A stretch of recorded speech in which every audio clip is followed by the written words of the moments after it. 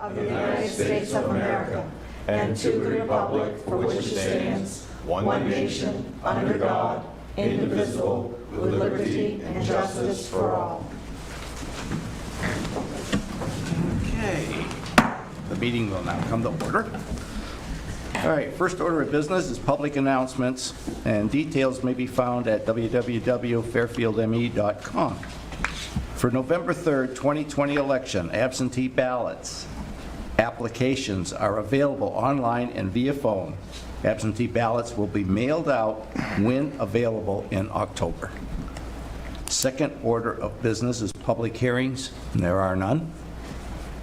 Third order of business, public comments, which is limited to 3-minute equivalent to public speaking. Members of the public may email comments to the council at info@fairfieldme.com by 4 p.m. day of the meeting on any topic or agenda item. Items may be read aloud at this time. Do we have any thing in? Did you want to, no? Okay, good. All right, reports from staff and committee. Town manager's report. All right, good evening. So on August 27th, I attended a Zoom meeting for First Park's Executive Board. The park has been featured twice in Main Biz and once in the Morning Sentinel in the last month, so our marketing campaigns are having some success. The annual meeting for First Park will be September 24th, and it will be right here at the Community Center via Zoom. On September 1st, the Economic Community Development Committee did meet. There wasn't a quorum for that meeting, but those in attendance did a review and approve the facade application for Sunset Greenhouse. It will add some much-needed improvements to their fencing, their parking lot with regards to handicap access, as well as some window replacement and some minor roof repairs.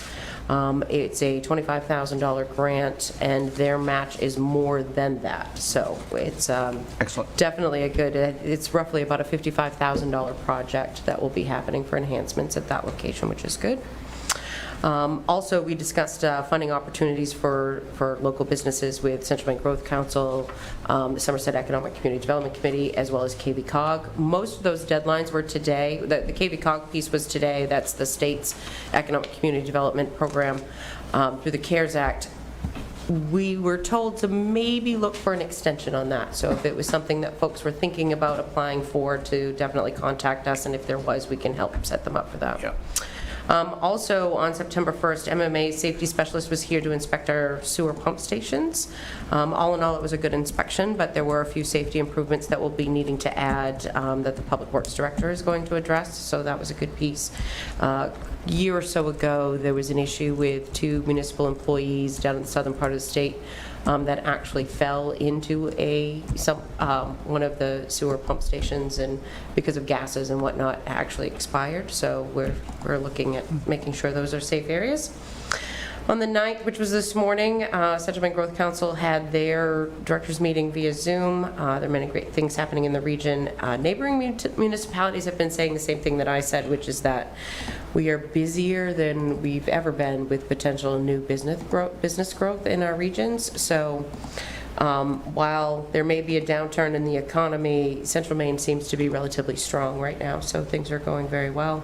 And then also as another piece, last week I was in contact with the town's attorney regarding an estoppel language for the solar landfill project. They're actually in the process of taking on a partner for financial, it'll be a financial partner anyway.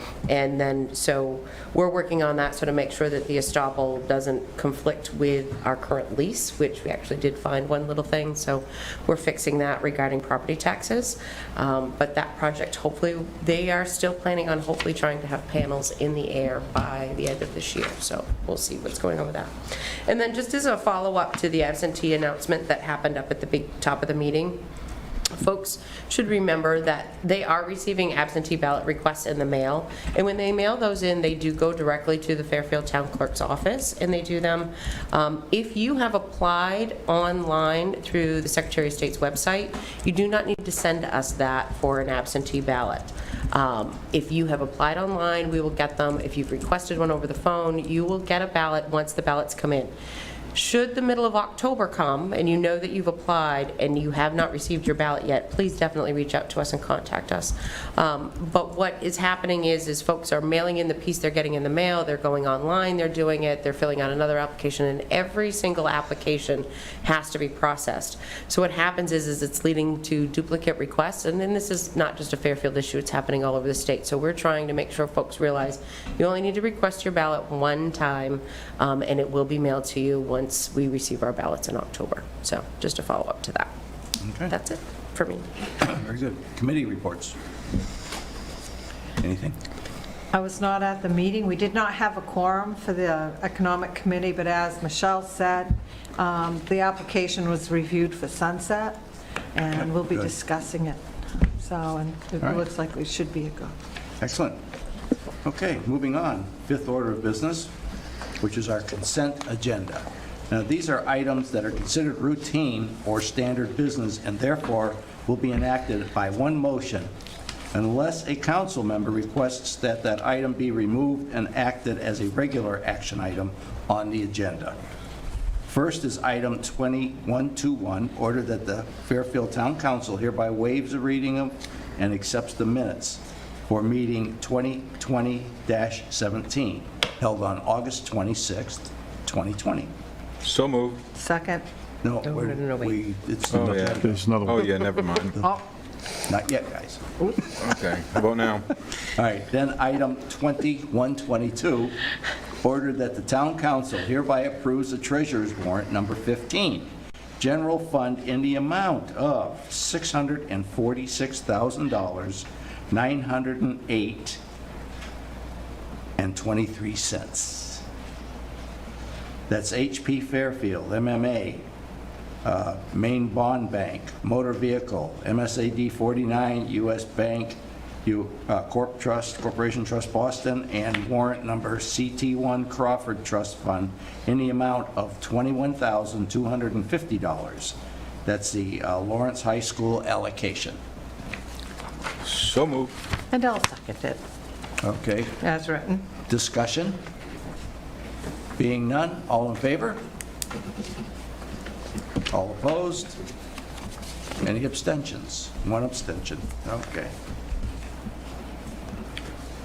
Moving on to the sixth order of business. To take action on the following items of business. All right, this would be item 20-123. Order that the town council hereby signs the warrant for a special town meeting municipal election to be held on November 3rd, 2020. So moved. Second. Discussion? All in favor? Carries full. Item 20-124. Ordered that the town council hereby considers and awards bid received for property acquired by the town for non-payment of taxes. So moved. Second. On that. Discussion. You have the, you have some of the bids in your packet. Is this the property that didn't have bids last time on the acquired property? Yes. Yes. Okay, yeah. Yeah. All right. And the instructions were for the tax collector treasurer to reach out to the abutters. So this is the result of that. Since you received your packet, we did receive another bid this morning that you have received a hard copy of, which was $755. Okay, for the other one. It's Yeah. still less than the highest bid that we did receive. Okay. All right. Any more discussion? Yes. Yeah. Steph. Of the three bids, Mr. Clark submitted a bid for both properties at $200 per acre. And there's a total of 30.7 acres between the two lots, making his bid of $6,175. Okay. And this includes the total back taxes, and this, including this fiscal year's total of taxes at $1,495.25. I would like to make a motion that we award the bid to Mr. Clark at the, for $6,175 for those two properties. Second that. More discussion? All in favor? Carries full. All right, then, we've got another bid, which was I think that's the one that Michelle... That was Yeah, that's the including this one. Oh, that was including all of them? That includes Okay. both properties. Good, all right. I thought it was, but just wanted to double check. All right, very good. Okay. Moving on to item 2125. Order that the town council hereby approves and authorizes the town manager to sign the municipal quitclaim deed for the town-owned property located at 142 Oakland Road, map 30, lot 17, to the Fairfield Victor Grange. So move. Second. Discussion. Finally done with it. Yes. And I'm very pleased Go that ahead, it's not going to cost anything on their part, or Right. their tax exempt. I know they've been waiting a long time, and it's, Yeah. I'm very glad they received it, and it's a Yep. win-win situation for that area. Yeah. Absolutely. Yeah, and I think it's going to be an asset for the town, and especially the center, to have more parking available, especially when they have functions. Yep. I think it's a win-win situation. Yep. So, All in favor? Carries full. Item 19-126. Town council ordered that the town council hereby approves the 2021 funding for the town of Fairfield facade improvement and marketing assistance program in the amount of $30,000. $15,000 to be expended from the industrial park and natural gas TIF, and $15,000 to be expended from the Teague Route 201 TIF. So moved. second? Discussion? Is this additional money, the quarterly money being sent, Annual money. annual money? Yeah. Okay. Yeah, and it's out of the TIF Okay. money, so it doesn't come directly So from it- there. it's pretty much, originally, the 2018-19 program, the original program, you appropriated the funds in February of 18. Last year's 19-20 money was done in August of 19, so it would be. So this is next new- just another, This is the next new round that'll carry us through June 30 of 2021. I have a question for Michelle. Sure, go ahead. With Sunset applying for their work and stuff, and they're getting $25,000, that leaves us with $5,000 left over, is that correct? It currently leaves us with, so there's two different categories in these funds. Okay, so this $30,000 gets split up for $25,000 for facade and $5,000 for marketing. We currently have $1,830 available for facade and $4,541 available for marketing. Okay. yeah, I see that. Is that going to be enough money for the facade program if we're already using 25,000 of it already? So the $25,000 we're using is from the 1920 appropriation. All right. And we have only had 2 applications in this past fiscal year, and only one of them has been completed. Okay. All right, thank you. Any more discussion? All in favor? Carries full. Now we move on to item 19-127. Ordered that the town council hereby approves and authorizes the town manager to negotiate and sign a memorandum of understanding with the Elfon Youth and Community Center with the town of Fairfield for a Fairfield Community Center use agreement. So moved. Second. Discussion.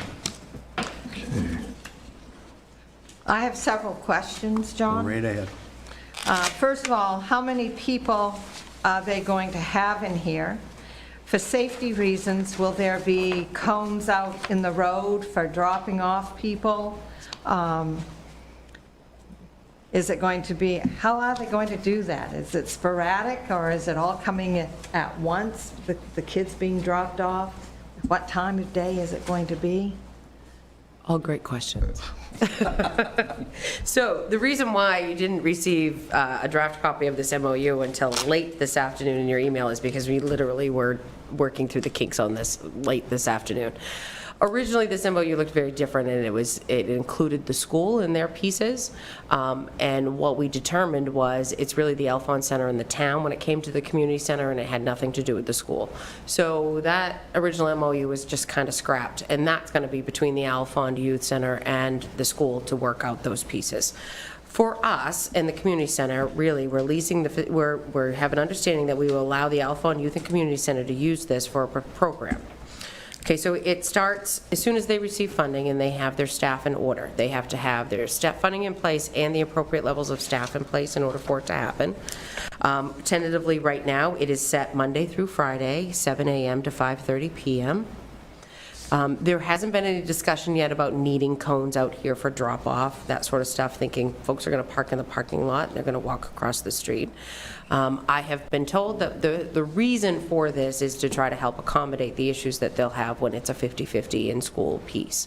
There are similar agreements that are being done in Winslow and Waterville as well, and the Alphon is running the program.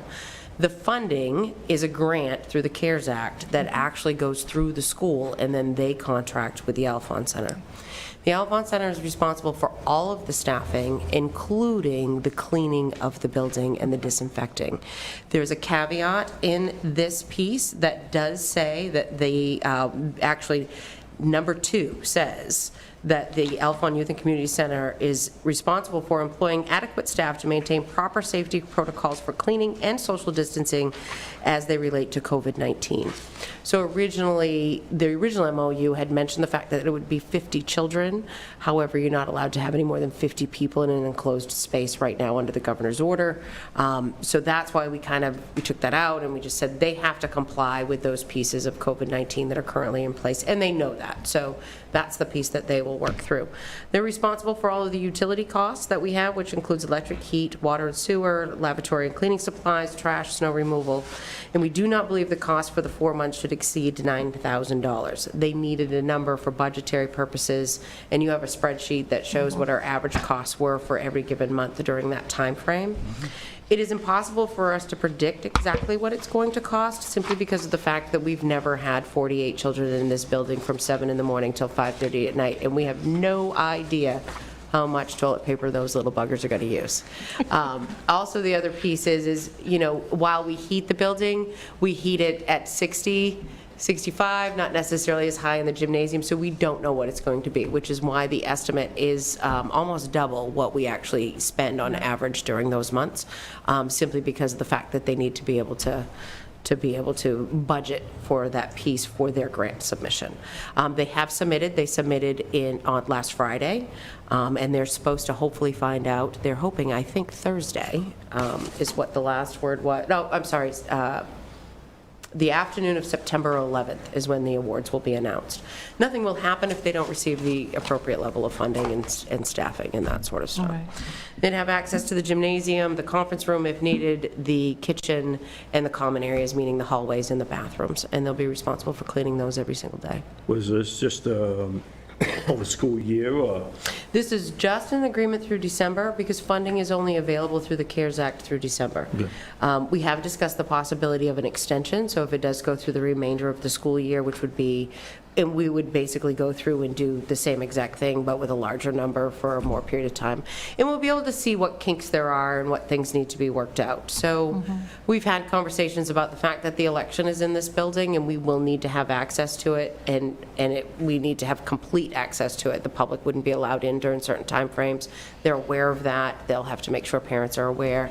And the gymnasium was booked on September 24th for KVCOG and First Park's annual meeting prior to these discussions ever even happening. So they're aware of those things, and there's a provision in here that should something come up and the municipality absolutely needs this facility, we have a way of being able to use that for our needs. But this was a way in which we could partner with these folks and hopefully be able to provide parents with a solution to some of their child care issues that they're having with COVID-19 and what it's doing to our school days. Yeah. So will Public Works also be on alert when there's a storm, so that they'll be here by 7 to take care of the walks? We've had that, yeah. Yeah. We've already talked to them. You know, so normally, when there's a storm, this area does get taken care of anyway. Yeah. The difference is that nobody's real worried about the community center walkway in the middle of a blizzard. However, they are looking at the possibility that even on snow days, they'll be using this facility, so we've had that conversation. And when this is all done and everything flushes out, there'll be that, you know, that ever-long contact list of who do you call when you need to know the shovel needs to be done and that sort of stuff. But I have talked to Public Works about it. You know, another thing is like we're going to have to get a dumpster for them.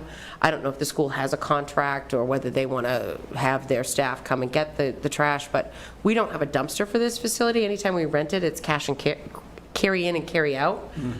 So it's going to be a little bit different for 5 days worth of trash for 48 kids or so, who knows? So no more other rentals if, No, So and we're the not contract- renting the facility Okay. now, simply because of the fact that the community center's budget cannot afford to do the cleaning that it would need to do if we rented the facility. Yeah. So part of what's going on with that, so like that, those annual meetings that were done, there was some pieces in that we were taking care of, and there was a regular cleaning that was going to happen anyway. So that the timing of all of that just worked out for those 2 annual meetings, but we haven't rented this facility to anyone since Okay. COVID has started. Right, and you should know that the Alphonse Center for years has had a working relationship with the schools. Oh, yeah. And after-school programming does take place, so it's really a nice community effort on our part to carry this through, so, Well, and Yeah, I think it's a great thing needed. yes. to know that our community center will be used for just exactly what a community center is supposed to be used for. Exactly. I think it's good. plus they got security right next door, so, Yes. yes, that'd be right there. All right. Anybody else have anything? All right. Gonna vote. All in favor? Full carried. All right, 7th order of business is council workshop and other business.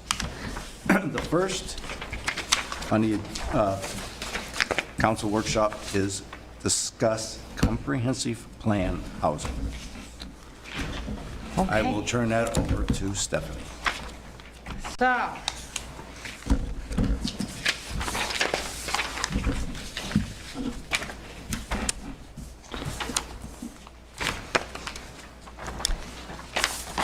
in the comprehensive plan, the housing is in here so that people within our community will have a safe place to be.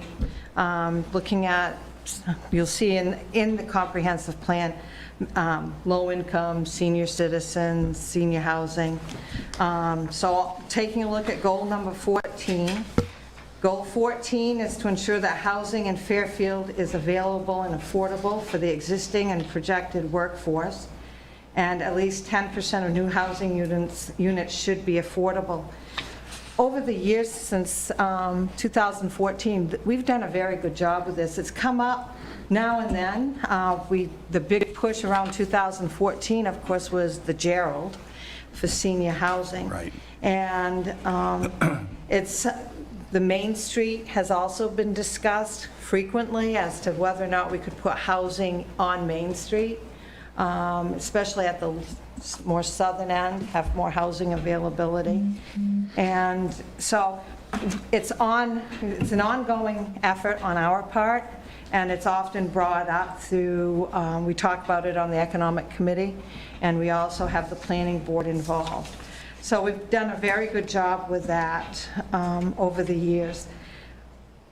On the objective of 14.2, it said continue to permit mobile home parks under the current standards of land use ordinance. That's something that's still going on, and it's being maintained. Our goal 15 is for shifting demographic demands and for housing.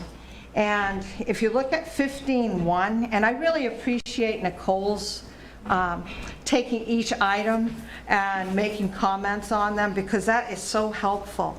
And in 15.1, the feasibility of forming a local housing consortium to construct more rental housing. I think in the years past, we had something like that. Do you remember that, John? Yes, we did. We had, well, there was a project that was on that fell apart. And it There fell, was a- right. yeah. And I don't know if this is something that is really necessary in the 21st century. I think it's being covered under different facets of our government. So Yeah. when it comes time for us to talk, to redo or take another look at the comprehensive plan, I flagged that one. We work with the local hospitals and senior organizations. It's really hard. It's one, you can't take a horse to water and make them drink. And we've talked about doing programs down here at the community center, especially for people at the Gerald. And it's good ideas, But nobody ever shows. it's really hard to get people to Yep. come. So the intent is good, I think. We've done a really good job in the past years on land use ordinances that allow for single accessory apartments on a single-family lot. We have something in the works right now. And so it's something that's ongoing. It's not near-term, but it's something that's always being looked at as things arrive. The fourth objective there is the permit system. I think Nicole does a very good job to monitor building permit progresses. I think there's been, since COVID hit, I think there's more happening. I've noticed that in our updates, manager updates. The local colleges, when we wrote the comprehensive plan in 2014, that was the big concern, because KVC was expanding, and we thought maybe we could do something with housing. We even thought the Jig-Air lot would be a good place to have some apartments. That was a conversation, 6, 7 years ago? Right, and we had the, up on Mountain Avenue there. Oh, yes, and that's the go. They're just Yeah. waiting for funding to take place Right. and COVID to be over, and so that's all hopefully going to come to fruition. Because we definitely need it for the college. Yeah, so check plus on that one. The sixth objective there is the town should retain tax-acquired properties. If you take a good look at the language here, I think it's counterproductive. The town should retain certain tax-acquired properties and purchase appropriate sites throughout town which are best suited to provide housing opportunities for low income and the elderly. The second objective really fits that. So Yeah. when it comes time, we either have to have some new wording, but I think it's counterproductive where it's really being covered in 15.2. So I gave it a check minus, just because. The 16th goal is to seek quality, maintain the quality of the existing housing stock. Nice job in all areas of this. Like I said, the town manager, the code enforcement officer, right on top of things. The planning board meets and discusses, and when necessary, makes amendments to their bylaws.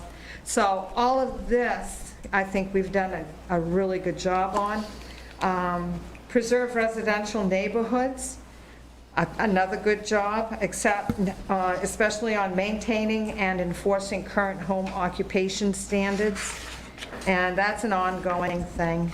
And I think we do a good job keeping an eye on it. On the second objective, it says to enlist the aid of community service organizations to address issues of nuisance or unkept yards. And I don't really think that this is necessary for a comprehensive plan. I think as part of law enforcement, if there's an issue, the homeowner should be calling. And I know that the code enforcement officer is right on top of this. We have a very good situation out on 201 that we've been dealing with. So, but overall, again, a very good job. So overall, I'd give this category of housing and our efforts as a B+. It's really an ongoing situation as things evolve and the wheels of progress take place, because we want to meet the needs of the people that are coming into this area. So overall, good job. Yes, Michelle. So another piece to go along with this, at the Growth Council meeting this morning, we actually voted to use Growth Council funds to do a housing study in the Waterville, Winslow, Fairfield, Oakland area, so in this region. And when that study is complete, the data that they have with that will be shared with us member municipalities. So we'll know exactly what's going on in the region once they find someone to come in and do that. Fairfield had done one quite a few years ago, back when the housing TIF was created. It's very, very much outdated at this point. I can tell you that housing in town is a very big topic of conversation, simply because of the fact, well, just on the heels of the feasibility study that we discussed last week at your last meeting, but also our housing stock has a tendency to be selling somewhere in the neighborhood of at 100 to 115% above its current assessed value. Wow. So it's doing some hokey things with our assessment ratio that we were recently notified about, but once we get that information, we'll have that discussion. But there is a shortage of housing everywhere, so this is a good piece for us all to keep in mind, and the fact that it's poignant that our comprehensive plan is, we're at this point that we're discussing it today, because it seems like everywhere I've gone in the last 2 weeks, everybody's discussing it everywhere, so. Right. I think it's good that we're going to have that survey done, because if things progress out on the Green Road with that development, that's fodder for us to get the utilities out there. Right. If we can have the numbers to back it up, that would be nice. Is that study too going to study the houses being abandoned or ones that are run down too? I think it's going to be looking at everything. Okay. I don't know exactly what criteria they've written up for it, but it's going to be a substantial study that they'll be looking All at, right. so that'll be good. Anybody else got anything? Okay. Any other council business that anybody would like to bring up? I'll start with Stephanie. Well, I noticed in the manager's report that Public Works did some clearing of brush out on Mill Island. Was it by any chance where the bridge was? Do you know where it was, Michelle? I do haven't know where it walked out. was, and I'm not sure. Okay. So what happened was the cemetery crew, lawns haven't been growing very much. No. So during their downtime where they weren't mowing, they came up with the idea of going in to try to do as much of that as they could without encroaching too much on the embankment. But they, not only did they cut it, but they actually scrubbed it and actually put material in there, so hopefully it won't grow back. Good, I was going to say, because we wind up doing that every year. Yeah, we do, yeah. Not weed, every year. Right. Michael? I'm all set at this time. Okay. I just have a question about, I see in the manager's report about Robert Dale, he's not doing payments, and this has been going for many months. Is there town going to do anything to him on this late fees, not paying his fines, or not doing clean up his property? So he's working on cleaning up. I haven't spoken to him recently about his back payments, and that's something that I do need to do. I know that usually if we poke him a little bit, he will come in and make his payment. Yeah, I went by this morning, took a drive-by this morning, and it looks like the fences have been moved and something's been cleared back, so I don't know if I that's... haven't been by in a while. One of the other members of staff the other day said they noticed that they thought that there was a disappearance of quite a bit of stuff. However, we believe it's just been relocated to another Yeah, I area. believe- But if he's Especially keeping his front sections open the way that he's supposed to, and he's still in compliance, eventually, that's all going to catch up, you know, and he's not going to be able to keep pushing. Yeah, I saw that this morning. Area. How's that project coming in behind Derico Engineering on the solar project? So I went by there this morning, I saw some work back there. I have no idea. I mean, I know that they've started, but I don't know where they're at in their progress. Okay, all right, Yeah. okay. They haven't started the panels yet, but they're still... No. Yeah, I saw some posts and things like Okay, that. good. And this weekend, last weekend, the Grange had a flea market, a 3-day flea market. They did pretty well. They did about $500 in sales. And they're going to extend it again for this weekend. And if anyone wants to donate stuff to the Grange for their purpose, because I was there last night for, we had Tom's meeting, and that place is loaded with stuff. And people coming in, never knew about the Grange, and saying, giving the tours and things like that, and Sure. he's saying, be right back, donating stuff. They just had the person that cut the trees for him last year, give the money back to him, saying, here's your money Oh, back. great. They paid them and get the money back. Excellent. Yep. Very good. Yep, so they're doing a lot of renovations. I just mentioned to him, to one person last night, I had mainly handrails, business card of me saying they need the handrails done in the Grange. I said, here's the person to do it for you. And they didn't know business was even around, so. Very good. That's it. Mr. Cooper? You're good, okay. And I am good. We don't have anything, well, we'll be having at our next meeting, quite a few things coming up. Right now, we seem to be doing good. Anything else from anybody? Town manager, clerk? Okay. All right, I'll look for a motion for adjournment. We got Recess. Oh, we have, Recess. okay, I'm sorry, we gotta have a recess because we need to sign some forms. Motion for recess. Motion to recess. Second. We're recessed.